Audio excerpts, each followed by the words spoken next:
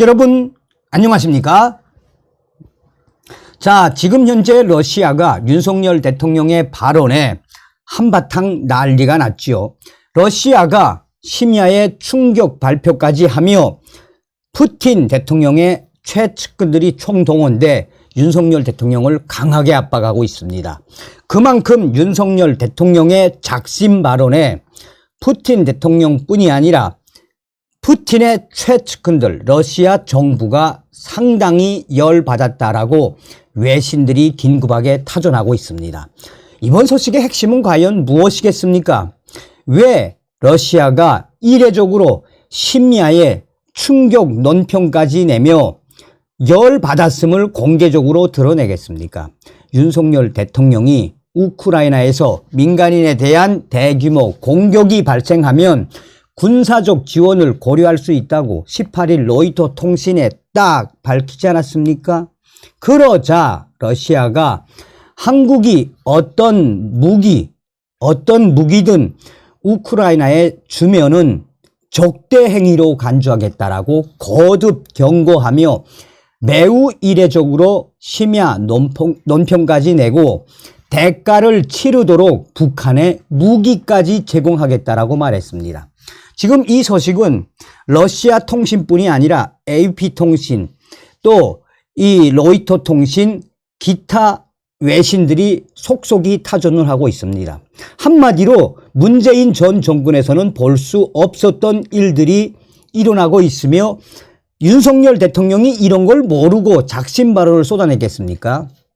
자, 러시아 정부가 한국에 우크라이나에 대한 무기 제공을 아예 반러시아 적대 행위라고 간주하겠다라며 이례적인 심야 논평을 냈다라고 러시아 통신들이 거듭 경고하고 있다라고 전하고 있습니다.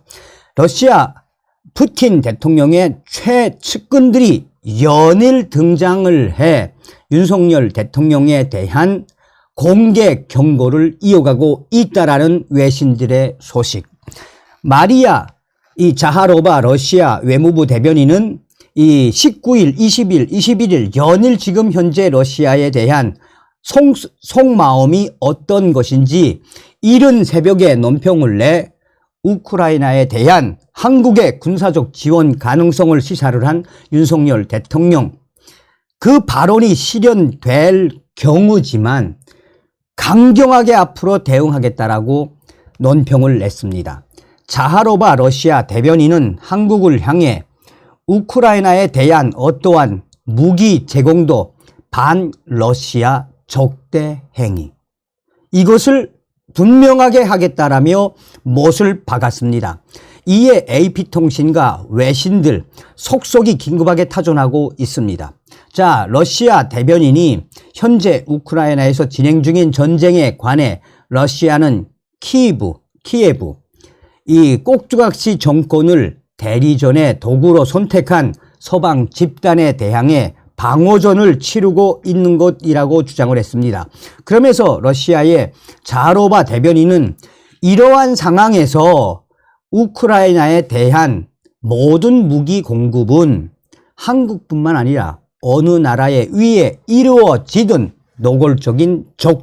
노골적으로 적대적인 반러시아 행위로 간주한다라며 러시아 외무부의 이 같은 입장은 이 크렘린궁에 있는 푸틴 최측근인 드미트리 메드베데프 국가안전보장회의 부의장의 강경 발언이 나온 이후에 계속 쏟아져 나오고 있다라고 외신들은 강조하고 있습니다. 드미트리 페스코브 크렘린궁 대변인은 한국이 러시아에 대해 비우호적인 입장을 취했다라며 한국이 우크라이나에 무기를 전달하면 어느 정도 분쟁에 개입하게 된다라는 뜻이라고 덧붙이며 페스코프 대변인은 다시 말하지만 아예 못을 박았죠. 다시 말하지만 이것은 확실한 전쟁 개입이라고 윤석열 대통령을 향한 공개 경고를 했습니다. 이 블라디미르 푸틴 러시아 대통령의 최측근인 메드베데프 국가안전보장회의 부의장, 윤석열 대통령의 발언에 발끈을 했다라고 러시아 통신과 유럽 언론들이 강조하고 있습니다. 메드베데프 러시아 부의장은 한국의 윤석열 이름을 딱 찍었습니다. 한국의 윤석열 대통령은 그 나라 한국이 원칙적으로 우크라이나에 무기를 제공할 준비가 돼 있다라며 19일 본인의 텔레그램에 쓴 뒤 우리의 적을 돕고자 하는 새로운 열성가가 등장했다. 윤석열 대통령을 조준을 한 거죠.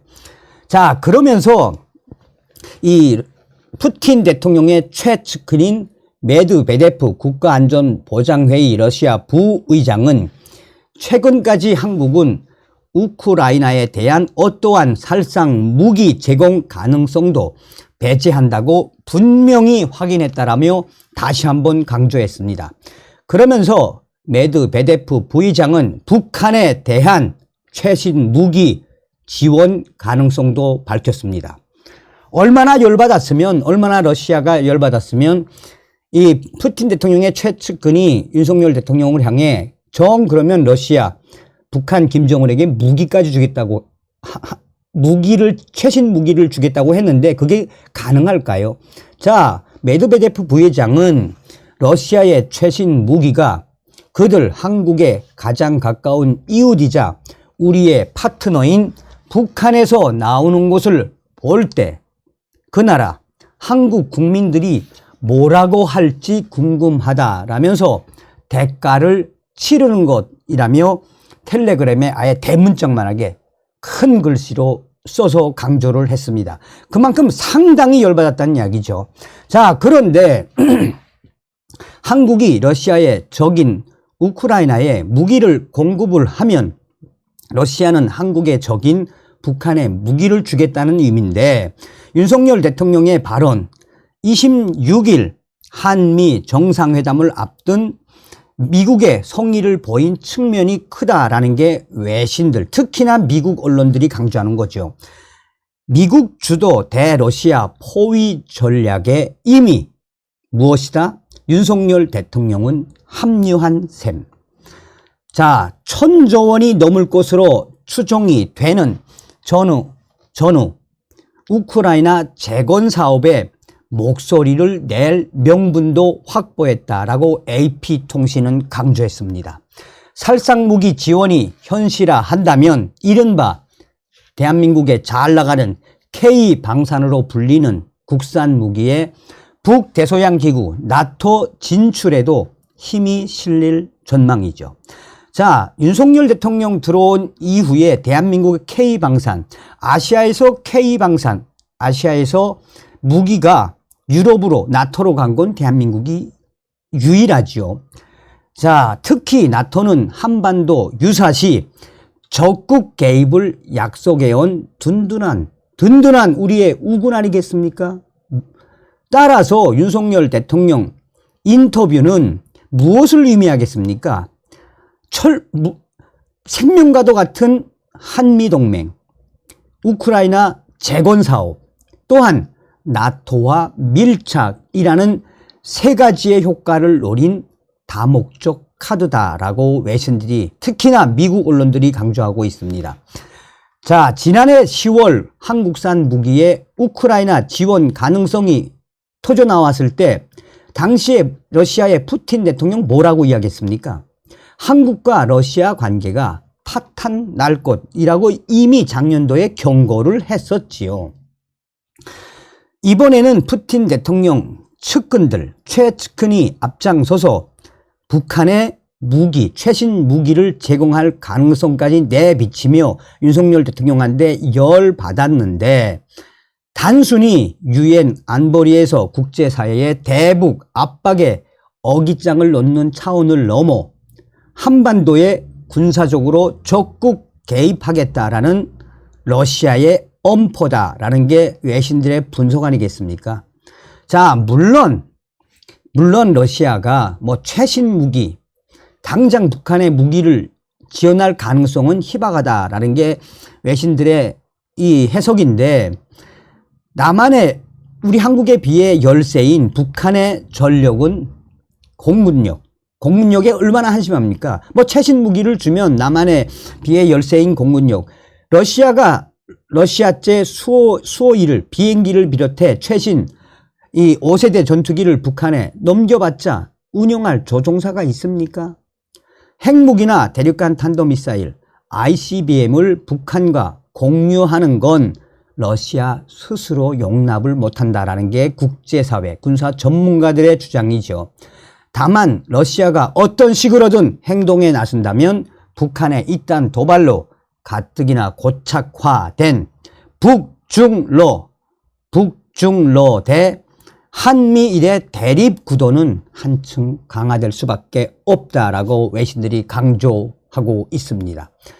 비핵화와 한미 확장 억제 구상에도 차질이 불가피하지만 어찌되었든 우크라이나에 실제 살상 무기를 지원할 경우 러시아의 푸틴 대통령 예고한 대로 러시아의 관계는 이미 끝난 것이나 다름이 없다라고 분석을 하고 있습니다. 자, 교전 당사국 일방에 무기 등 전시 물자를 지원하는 것은 국제법상 상대 국가로부터 교전 당사국으로 지목될 사안이다라는 것이 전문가들의 주장이며, 자, 이럴 경우에 우리 러시아에 있는 현지 교민들 좀 어려워질 수도 있다라는 게 러시아 소식통의 분석입니다.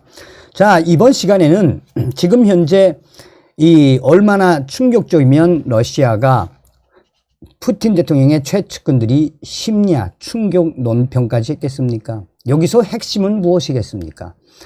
미국 언론들이 강조하는 건 바로 한미동맹, 우크라이나 재건, 나아가 K방산의 나토 확대.